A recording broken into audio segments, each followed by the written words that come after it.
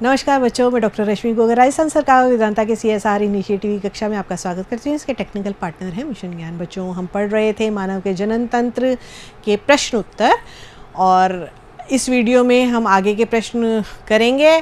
जल्दी से आप अपनी कॉपी ले आइए जिसमें आपने प्रश्न उत्तर किए हैं। हम शुरू करते हैं। प्रश्न अब यहाँ पर निम्न संक्षिप्त टिप्पणियाँ लिखी है। तो इसमें से हमने अंडाशय वाली जो टिप्पणी है, ये आपको एक वीडियो में जो सेकंड वाला जो आपका क्वेश्चन था वो भी अंडाशय के ऊपर था, है ना, उसमें हमने इसको कवर कर लिया था। अब हम शिशन से स्टार्ट करेंगे।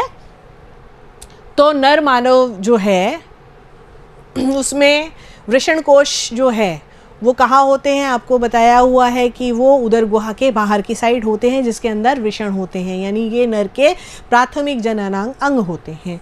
ठीक है। और उसके बाद ही जो लंबा बेलनाकार जो है एक उच्छई अत्यधिक संवहनी मैथुनांग पाया जाता है, जिसे क्या कहते हैं, शिशन कहते हैं। ये जो होता है ना, ठीक है।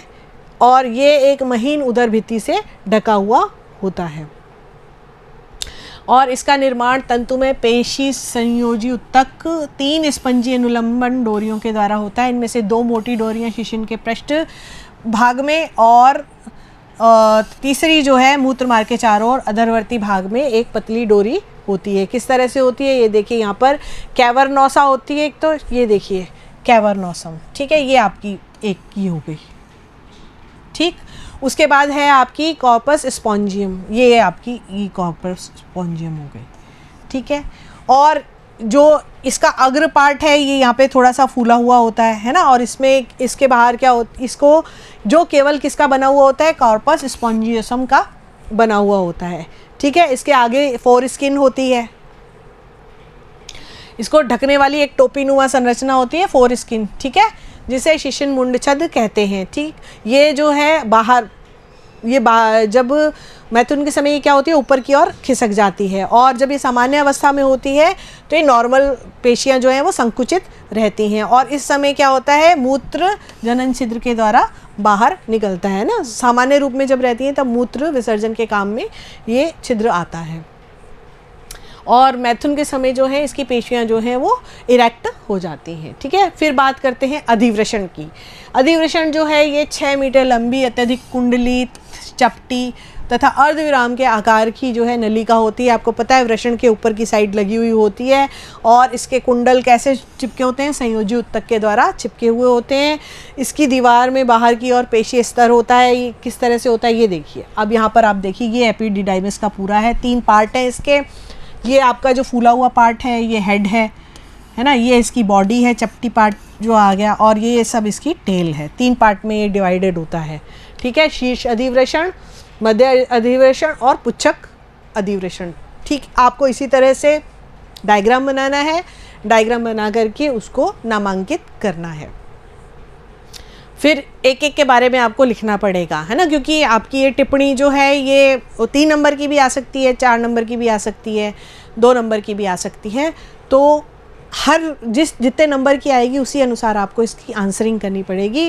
ज़्यादातर जो है आपको पूरा इसके बारे में लिखेंगे तो आपको पूरे में से पूरे अंक मिल सकते हैं। ठीक है। तो इस तरह से आप इसके बारे में अब लिखेंगे, हेड के बारे में लिखेंगे, है ना, हेड के बारे में लिखेंगे कि यहाँ पर ये जो है अभिवाही जो अपवाही जो है वही वाहिनिकाएँ हैं आकर के इसमें खुलती हैं, है ना, और ये चौड़ा होता है। फिर मध्य वाला जो है ये पतला और चपटा होता है, ये देखिए पतला और चपटा होता है ये वाला पार्ट। ठीक है। फिर उसके बाद टेल पार्ट आता है, ये टेल पार्ट इसको ढके हुए होता है ना, वृषण के निचले भाग को ये ढके हुए होता है। फिर द्वितीय लैंगिक लक्षण के बारे में आपकी टिप्पणी आई हुई है, वो है कि जैसे मानव का जब यौवनावस्था प्रारंभ होती है उस समय जो है द्वितीय लैंगिक लक्षण जो है आपके प्रकट होते हैं। हार्मोनल चेंज होता है। जो मैंने आपको जब शुरू किया था ये वाला चैप्टर, तब भी मैंने आपको बताया था कि आप लोग भी जिस अवस्था में हैं आप में भी हार्मोनल चेंजेस हो रहे हैं, तो आप स्वयं को भी देखिए कि आपके अंदर क्या क्या परिवर्तन आ रहे हैं, तो आप ज़्यादा अच्छी तरह से इसको समझ पाएंगे।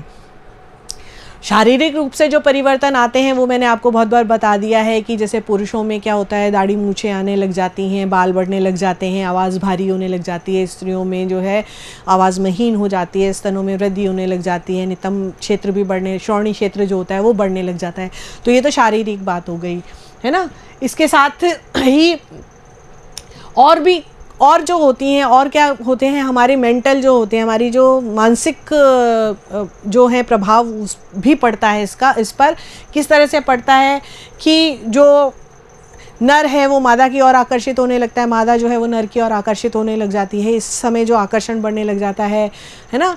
तो अगर हम स्वयं को समझेंगे इस एज में तो सही रास्ते पे जा सकते हैं, हम लोग जो है समझ सकते हैं, क्योंकि हम पढ़ रहे हैं तो हम अच्छे बच्चे हैं, तो हम सही दिशा में जा सकते हैं। हमें समझ में आ सकता है कि यह हार्मोनल चेंज के कारण चिड़चिड़ा हो जाता है इस एज में, है ना, चिड़चिड़ाहट बढ़ जाती है।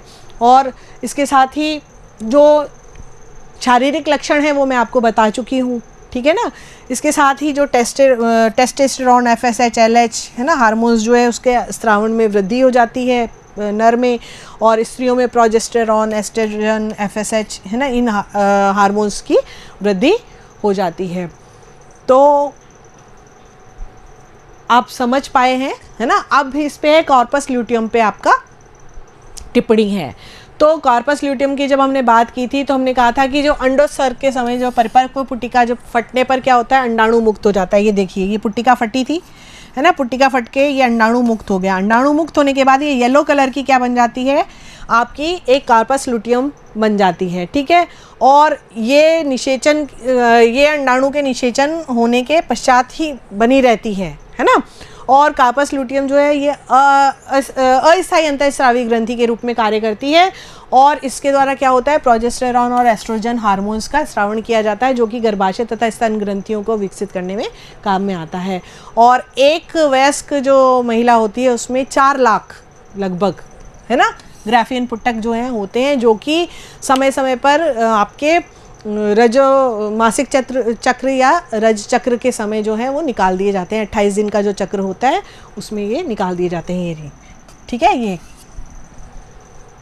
तो यहाँ तक आप समझ गए, है ना, आपके प्रश्न उत्तर समाप्त। अब हम अगले वीडियो में नए चैप्टर में मिलेंगे, तब तक के लिए नमस्कार, थैंक यू।